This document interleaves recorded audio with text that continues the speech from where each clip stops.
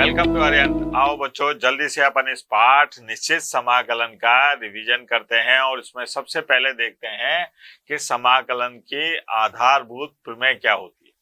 यहाँ पर क्या है कि निश्चित समाकलन, अगर समाकलन के इस रूप की बात करें जिसमें अपने को निम्न सीमा दे रखी है, उच्च सीमा दे रखी है और इस फलन का अपने को समाकलन ज्ञात करना है, तो इस रूप को कहा जाता है समाकलन को निश्चित समाकलन। ठीक है। अब निश्चित समाकलन निकालने की दो विधियां होती हैं। पहली विधि होती थी अपने पास में कौन सी, योग सीमा के द्वारा। अब योग सीमा के द्वारा क्या है साहब, तो योग सीमा के द्वारा यह है कि अगर आपसे कहा जाए कि साहब ए से बी और इस फलन का अपने को समाकलन निकालना है, तो अपन क्या काम करेंगे कि लिमिट h टेंड्स टू 0 और यहाँ पर h गुणा ये आ गया F A plus F A plus H और एफ ए प्लस 2h और ऐसे करके जाते जाएंगे और कहाँ लिखेंगे F A plus N minus 1 गुणा एच। और यहाँ पर बताएंगे कि साहब ए जो है वो तो क्या है, निम्न सीमा, और बी क्या है अपने पास में, उच्च सीमा, और एच जो है ये बराबर होता है किसके, बी माइनस ए बटे में एन के। और यहाँ पर कहेंगे कि साहब एन एच जो है ये है अपने पास में बी माइनस ए।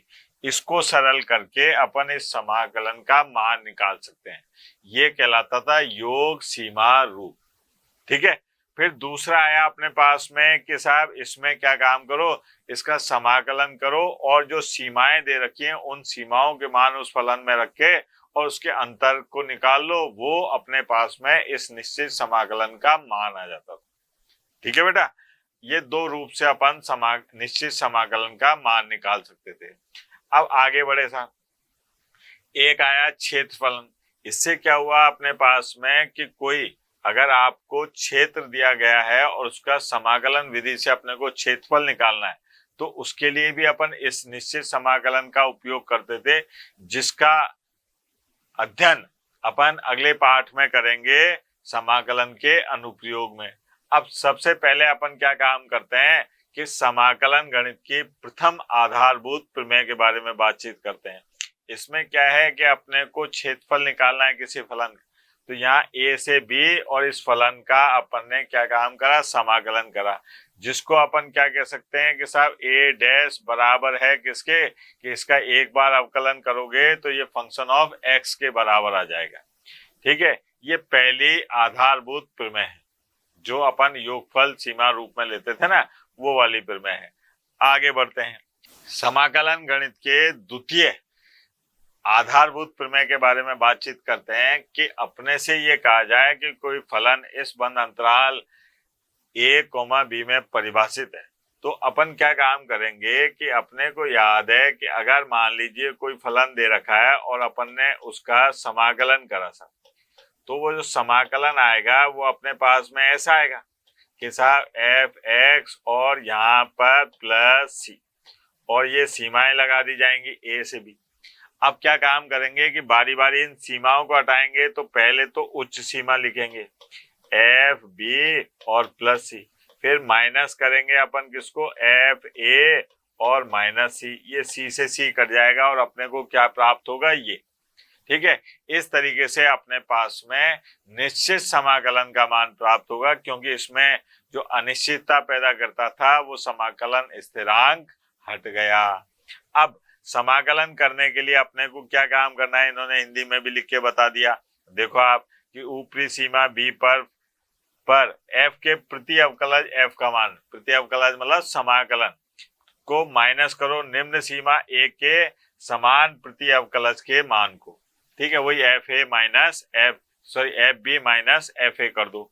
अब सवाल करके देखते हैं, ऐसे तो क्या समझ में आएगा अपने को ज्यादा।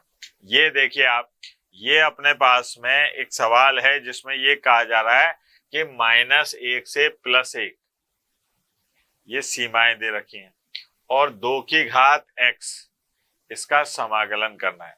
तो कैसे करेंगे, देखो आप, सबसे पहले मैंने इसको i लिखा और -1 से 1 और 2 की घात x और dx, ये आ गया सब। अब आपको याद है ना 2 की घात x का समाकलन क्या होता है? तो 2 की घात x का जो बेटा समाकलन होगा वो होगा 2 की घात x और बटे में log 2 बेस e। ये आ गया। और सीमाएं मैंने यहाँ रख दी, देखो ये -1 और ये +1। अगर मैं इस log 2 को बाहर निकाल लूं तो कोई दिक्कत नहीं है।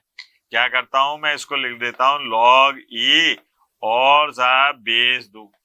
अब पहले मैं क्या काम करूंगा, उच्च सीमा हटाऊंगा, तो यहाँ लिखूंगा 2 की घात 1।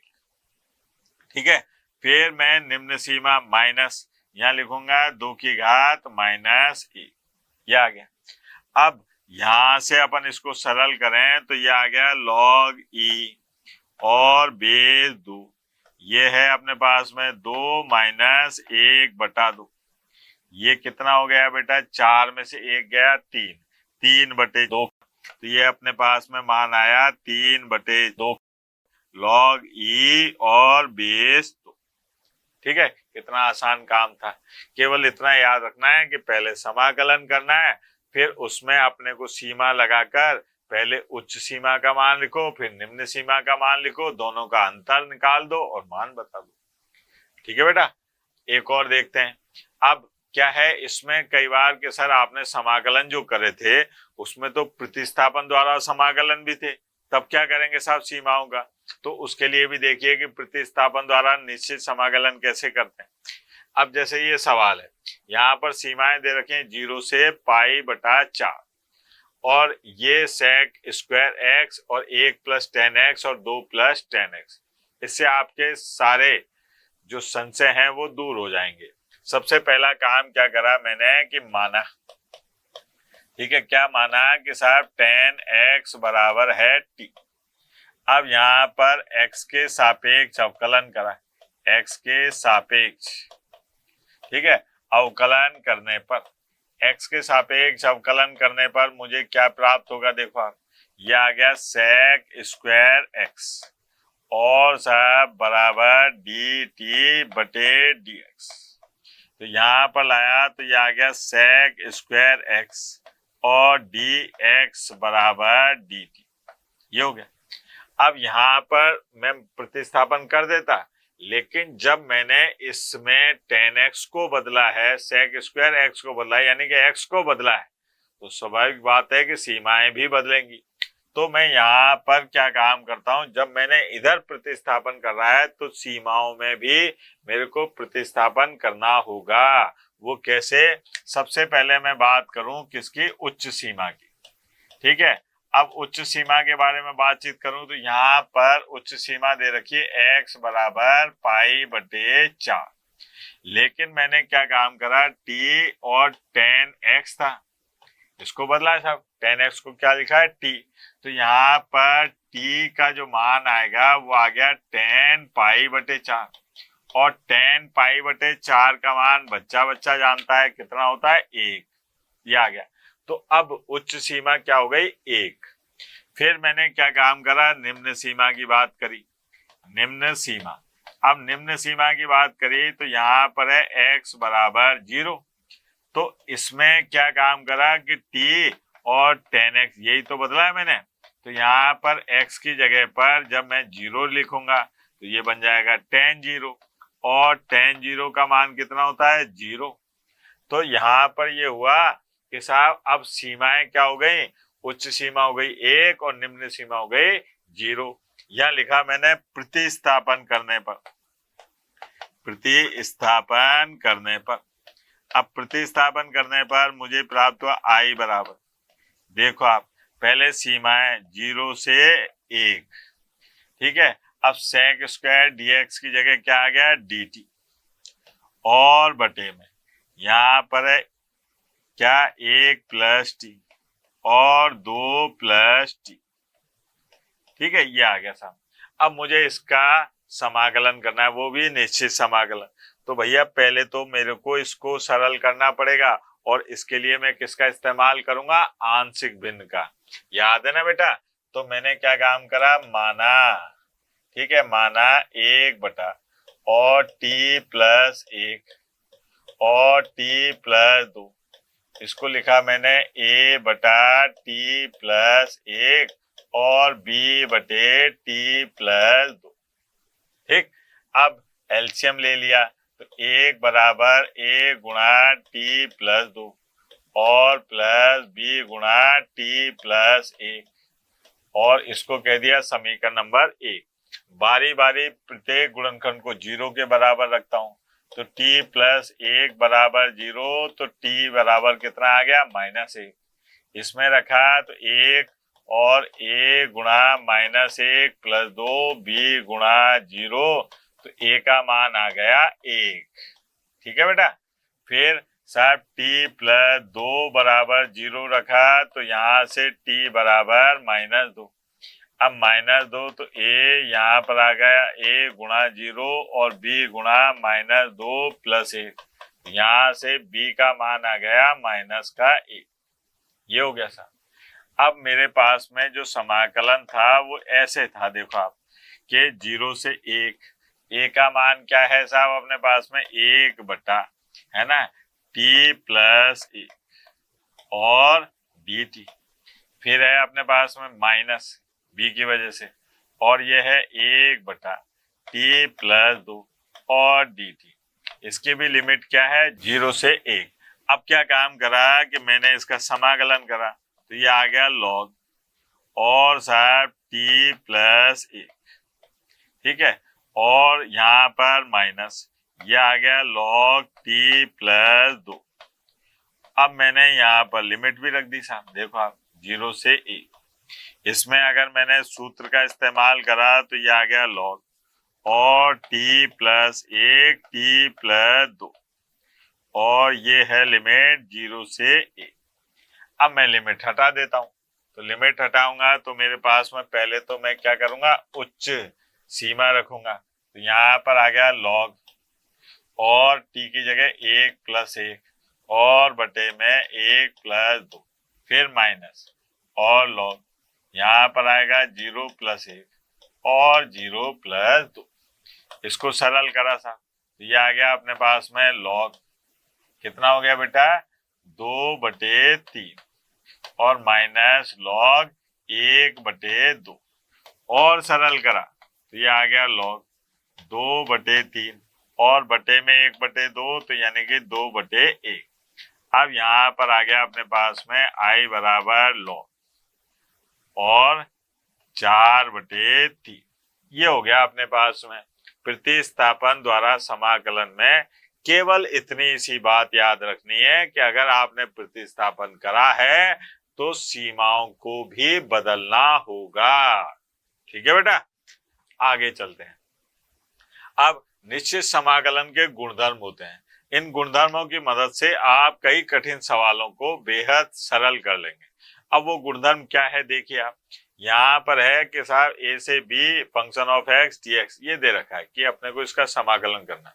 मान लो मेरे को x पसंद नहीं आया तो मैंने क्या काम करा, x की जगह सब जगह क्या लिख दिया, t लिख दिया, t dt कर दिया, कर सकता हूँ, इस पर कोई प्रभाव नहीं पड़ेगा। नंबर 2 की बात करी कि अगर यहाँ पर a से b और इस फलन का अपने को समाकलन करना है, निश्चित समाकलन, और मैंने क्या काम करा, उच्च सीमा को निम्न सीमा और निम्न सीमा को उच्च सीमा कर दिया, तो ऐसी स्थिति में क्या होगा, कोई फर्क नहीं पड़ेगा, केवल एक ऋणात्मक चिन्ह आ जाएगा।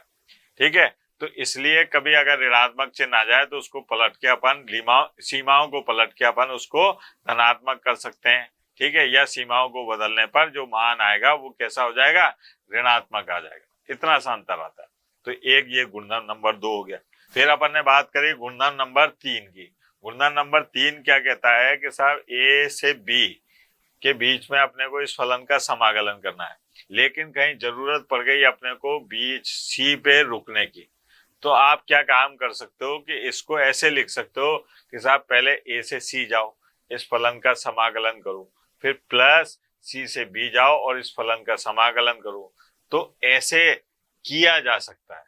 ठीक है, ये जो गुणधर्म है ज्यादातर काम में आएगा, जो मापांक वाले सवाल होंगे ना उनमें बहुत काम में आएगा ये। ठीक है, अगर मान लीजिए इसके बीच में आपके पास में कई सारे पड़ाव आ रहे हैं तो आप इसको जोड़ जोड़ के सरल कर सकते हैं। सबसे ज्यादा महत्वपूर्ण गुणधर्म है ये गुणधर्म नंबर 4।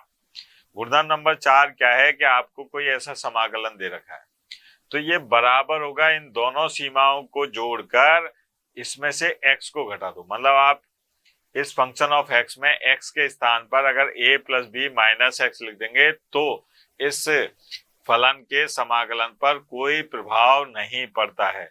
इससे अपन कई कठिन सवालों को बेहद आसानी से कर देंगे। फिर बात करिए अपन ने यहाँ पर कि 5वें गुणधर्म में कि 0 से a फलन का मान दे रखा है तो आप क्या काम कर रहे हैं, आप जब 0 है तो ये गुणधर्म यही है कि साहब a plus B minus X, इस गुणधर्म का उपयोग अपन ज्यादा से ज्यादा करेंगे। फिर बात करिए साहब कि 0 से 2a है और अपने को इस फलन का समाकलन करना है तो 0 से a function of x dx और 0 से a, अब दूसरे वाले फलन में अपन क्या काम करेंगे 2a माइनस एक्स कर देंगे, फिर इन दोनों को जोड़ के कर देंगे।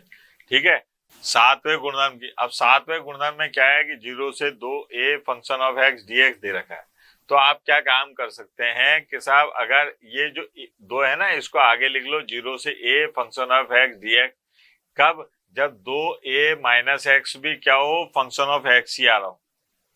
ठीक है, या फिर आप क्या काम करें इसको 0 लिख सकते हैं जबकि function of 2a minus x करने पर क्या प्राप्त हो रहा हो आपको माइनस फंक्शन ऑफ x प्राप्त हो रहा हो। तो ऐसी स्थिति में अपन इसका इस्तेमाल कर सकते हैं। कुछ विशेष बात ये होती है कि अपने पास में 0 से a है और अपने को जरूरत पड़ रही है किसकी कि यहाँ पर जो a 0 का मान भी वही आ रहा है और a का मान भी वही आ रहा है तो आप क्या काम करें कि 2 को कॉमन लेके 0 से a बटा 2 कर दें। मतलब यहाँ a है, अगर 2 बाहर ले लिया अपन ने तो यहाँ क्या हो जाएगा a बटा 2, ऊपरी सीमा क्या हो जाएगी a बटा 2। अब इसमें क्या होगा function of a minus x बराबर होगा किसके, फंक्शन ऑफ x के, और इसका मान 0 लिख सकते हैं कब, जब a माइनस एक्स बराबर होगा माइनस फंक्शन ऑफ x के। 8वें नंबर की ये गुणधर्म है, ये भी बहुत काम में आने वाला है। इसमें क्या है देखो आप दोनों सीमाएं सेम है लेकिन काय का अंतर आ रहा है माइनस का। अब बात आती है कि अगर इसको अपन इस 2 तरीके से तोड़ सकते हैं, ये डिपेंड करेगा किस पर, इस फलन पर। अगर फलन का मान कैसा है, ये जो फलन है ये सम फलन है तो अपन लिखेंगे 2 और समाकलन करेंगे किसका, फंक्शन ऑफ x का, और सीमाएं लगाएंगे 0 से a। और अगर ये फलन जो है विषम फलन है तो इसका समाकलन सीधे सीधे से क्या लिख देंगे 0। अब बात आती है कि सम फलन और विषम फलन ये क्या होते हैं सर, तो सम फलन और विषम फलन के लिए अपने को क्या याद रखना है कि जैसे मान लीजिए ये अपने पास में फंक्शन ऑफ x बराबर दे रखा है cos x। अब अपने को ये जांच करनी है कि ये सम फलन है कि विषम फलन है, तो अपन यहाँ पर x के स्थान पर माइनस एक्स रखते हैं तो ये आ गया cos माइनस एक्स, ये बराबर होता है किसके, cos x के। तो यहाँ पर फंक्शन ऑफ माइनस एक्स जो है ये बराबर आ गया किसके, फंक्शन ऑफ x के, यानी कि x की जगह पर माइनस एक्स रखने पर कोई प्रभाव नहीं पड़ रहा। तो ऐसी स्थिति में क्या होगा, ये फलन जो है सम फलन कहलाएगा। ठीक है, अगर मान लीजिए ये फलन ऐसे होता है कि function of x sine x, अब यहाँ पर मैंने x की जगह पर माइनस एक्स रखा है तो ये आ गया साइन माइनस एक्स। अब आपको याद है कि साइन माइनस एक्स बराबर होता है माइनस साइन एक्स, तो यहाँ पर अपन लिख सकते हैं कि ये माइनस एक्स और माइनस फंक्शन ऑफ एक्स। तो अपन कह सकते हैं कि साहब ये फलन जो है चूंकि फंक्शन ऑफ माइनस एक्स बराबर हो रहा है किसके, माइनस फंक्शन ऑफ एक्स के, यानी कि x के स्थान पर माइनस लिखने पर फलन क्या है, ऋणात्मक चिन्ह धारण कर ले, तो ऐसे फलन को क्या कहेंगे, विषम फलन। ये है अपने पास में सम फलन और ये है अपने पास में विषम फलन। ठीक है, तो यहाँ पर अगर सम फलन आ जाता है तो इसका इस्तेमाल करो, विषम फलन आ जाता है तो सीधे सीधे से 0 लिख दो। अब अपन गुणधर्म की मदद से प्रश्न करके देखते हैं साहब। यहाँ पर ये दे रखा है, प्रश्न क्या है कि 0 से π/2 और साहब log 10x, इसका अपने को समाकलन करना है, गुणधर्म की मदद से करना है। तो यहाँ पर क्या करा मैंने, इसको लिखा i बराबर, ध्यान देना बेटा, ये है अपने पास में 0 से π/2 और log, ठीक है, 10x और बेस e dx, इसको कह दिया मैंने समीकरण नंबर 1। अब मैंने क्या काम करा कि गुणधर्म लगाया, सब कौन सा गुणधर्म लगाया, मैंने गुणधर्म बताया कि साहब ए से बी और फलन ऐसे लिखा हो तो आप क्या काम कर सकते हैं, इसको ऐसे भी लिख सकते हैं कि साहब ए से बी और function of A plus B minus है। इससे आपके फलन पर कोई प्रभाव नहीं पड़ेगा, वो आई रहेगा। तो मैंने ऐसे ही करा था कि आई बराबर, अब यहाँ पर आ गया 0 से पाई बटा 2, यह आ गया लॉग और साहब 10 पाई बटा 2 माइनस एक्स और यहाँ पर बेस ई dx और देखा था ये आ गया 0 से पाई बटा 2 और ये हो गया लॉग कॉट एक्स, क्योंकि 10 पाई बाई 2 माइनस एक्स क्या होता है कॉट एक्स, तो ये आ गया अपने पास में कॉट एक्स dx। इसको कह दिया अपन ने समीकरण नंबर 2। अब क्या काम करते हैं कि साहब समीकरण 1 प्लस समीकरण 2 करा साहब, तो यहाँ पर क्या हुआ आई आई 2 आई है ना, और ये आ गया 0 से पाई बटा 2 और ये हो गया लॉग 10x बेस ई और प्लस लॉग कॉट x और साहब बेस ई और dx।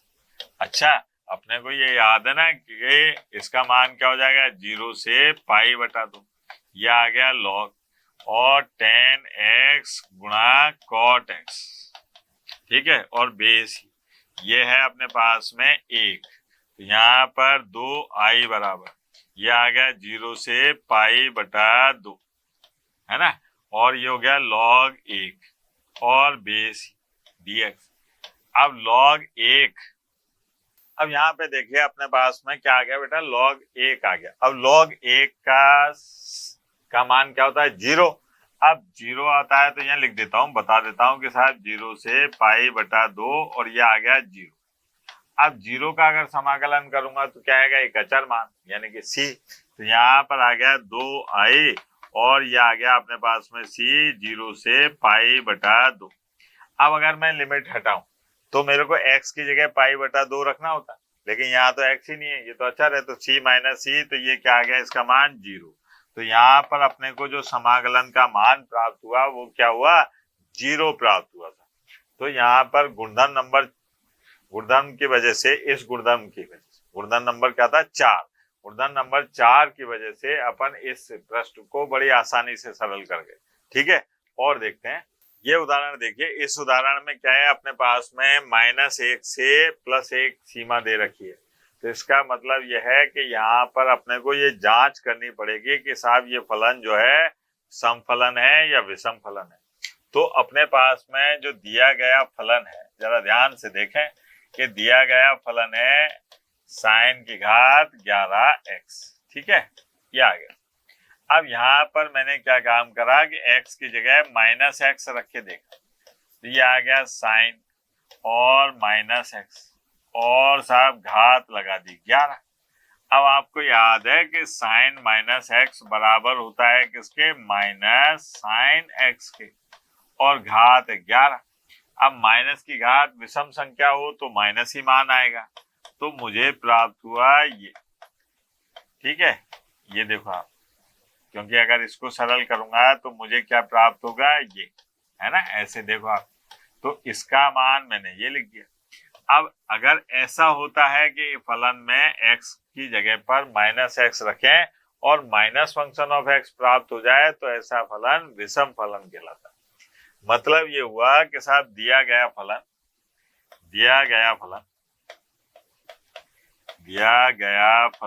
कैसा है विषम फलन है, ठीक है। अब साहब गुणधर्म से, अब देखिए अब अपन क्या काम करते हैं, यहाँ पर गुणधर्म लिखते हैं। गुणधर्म क्या कहता है साहब कि अगर इस प्रकार से सीमाएं दे रखी हैं -a से +a और फलन दे रखे, तो आप इसमें 2 प्रकार से इसका समाकलन कर सकते हैं।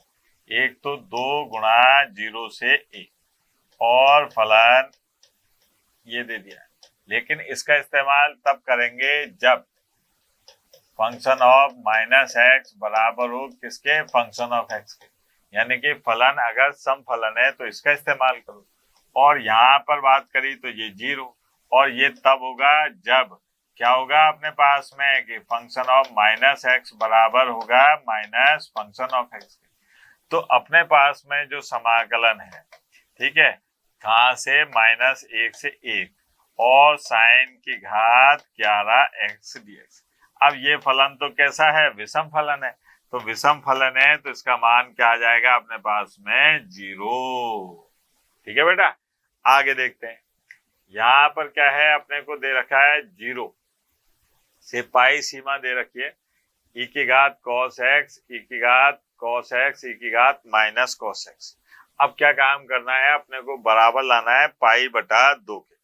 तो सबसे पहले मैंने क्या काम करा कि यहाँ पर जो दिया है उसकी बात कर लेता हूँ साहब, है ना। या ऐसा करते हैं LHS, जो अपने को दिया है उसमें LHS देख लिया। I बराबर क्या है साहब, ये 0 से पाई, है ना, e की घात cos x और बटे में e की घात cos x प्लस e की घात माइनस cos x और dx। मैंने कहा था आपसे कि गुणनम नंबर 4 बहुत काम में आने वाला है, तो गुणनम नंबर 4 से इसको दे दिया नंबर 1। गुणनम नंबर 4 क्या कहता है कि अगर कोई फलन इस प्रकार से है तो आप उसको ऐसे भी लिख सकते हैं, कैसे कि सर a से b और a plus B minus x, ठीक है, और dx।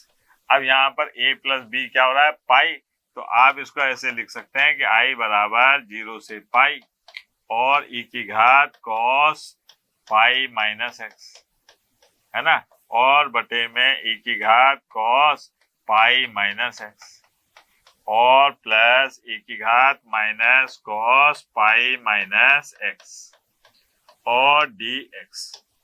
ठीक है, और सरल करा तो i बराबर यह आ गया 0 से पाई, ये हो गया e की घात माइनस cos x और बटे में e की घात minus cos x plus e की घात माइनस माइनस हो गए प्लस, तो cos x और dx।